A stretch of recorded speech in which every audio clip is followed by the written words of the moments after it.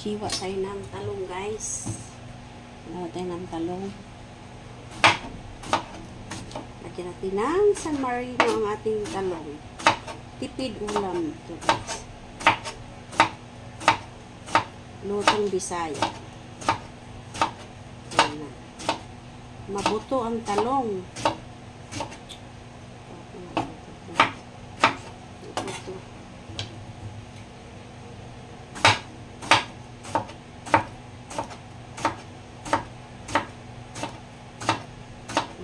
Ulam natin, ano to, talong.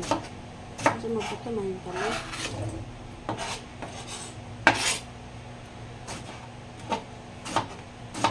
Mabuto, oh.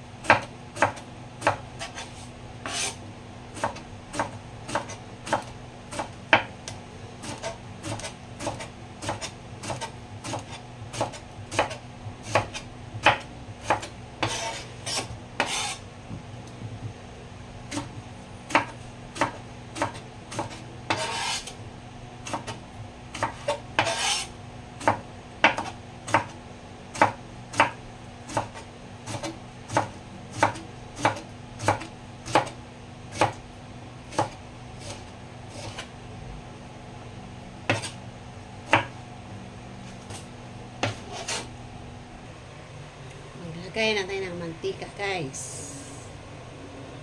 Mantika natin. Lagdagan natin konti lang. Mantika. Painitin muna natin. Lagay na natin ng ating bawang. Yan. Simpleng ulam.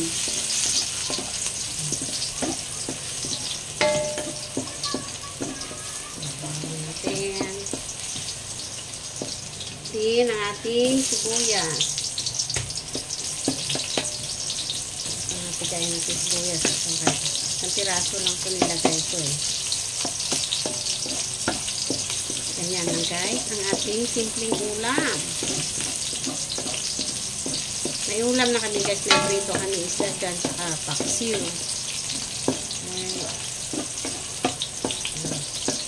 Ayan, guys, ilagay natin ang ating San Marino. Aray po, napasok ako. San Marino. Ayan. Ilagay natin yan. Ayan, diba? Ang ating San Marino. Ayan. Para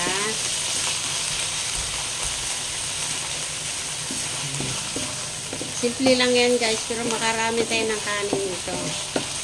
Tapos ng San Marino, guys, San Marino, ilagay na natin yung hiniwa nating talong. Ayan.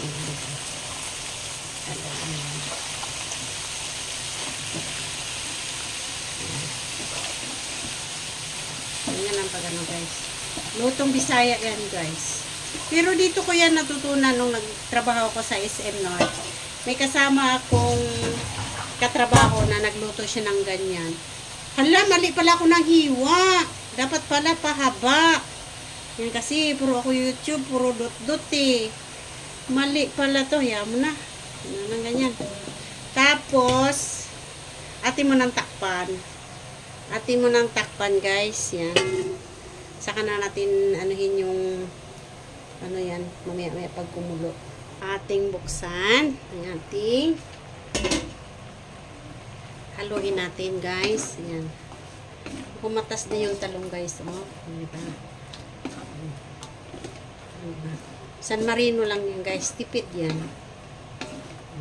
Tipid tips sa ating kami lang dalawang mag-asawa kakain ito dahil ang mga bata hindi kumakain yan. Tapos, lalagyan natin siya, guys, ng magic sarap kasi di na tayo maglagay ng asin kasi maalat na yan, San Marino. Lagyan natin magic sarap. Lagyan din natin ng soy sauce. Yan, para kumulay ang talong. Kasi maputla naman siya pag hindi mo, hindi mo siya lagyan, di ba? At saka, lagyan din natin ng oyster sauce, guys, para pampasarap. Oyster sauce.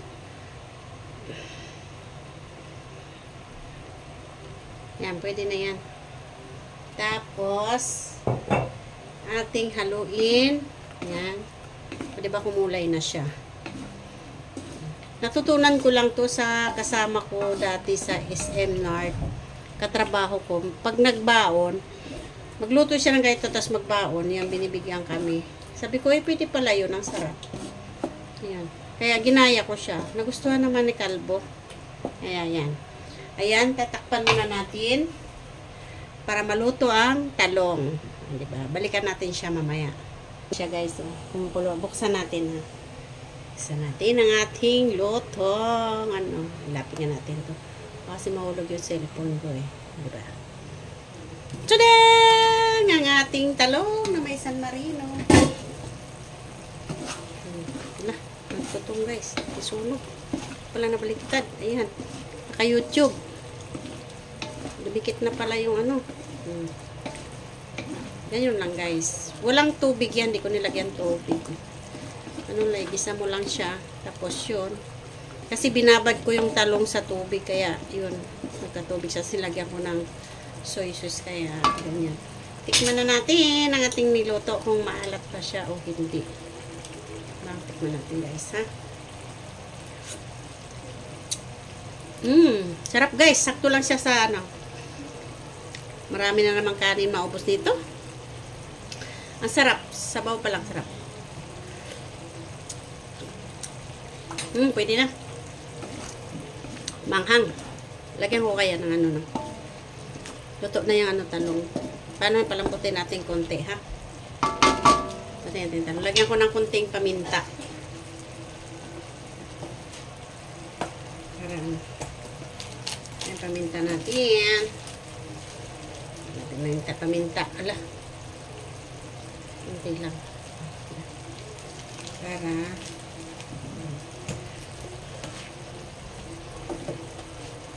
then haluin natin, guys. Wala na yung sabaw nyo. Sarap. Dami na namubos kanin nito ba. Tapos may luto na yan, guys. O, diba? Luto na yan. Luto na yan, guys. Ala, nasira yung ayan, luto na. Tapos may paksiw ako dito. Ayan. Paksiw namin na isda. Ayan. Diba? Marami na naman akong makakain itong kanin. Diba? Kumakain ba kayo niyan, guys? Sarap yan. Magkano lang bili ko sa talong? 45 pesos. 45 ba? O, 45 pesos. Tapos San Marino, 38. Magkano lang? Nasa lang? 100. Ulam na siya. Diba? Ulam na siya, guys. Pwede ng lampakan yan. Ng kanin. Ayan. Ay, luto na ng ating kanin, oy. Luto na, oh. Diba? Nantay ko na lang ang aking amo. Say, wala pa yung amo ko, guys. Diba? Pwede na yan. Patay na natin apoy. Luto na. Ready na sa pagsandok. Ayan. Thank you for watching, guys. Bye-bye. God bless all. Please like and share.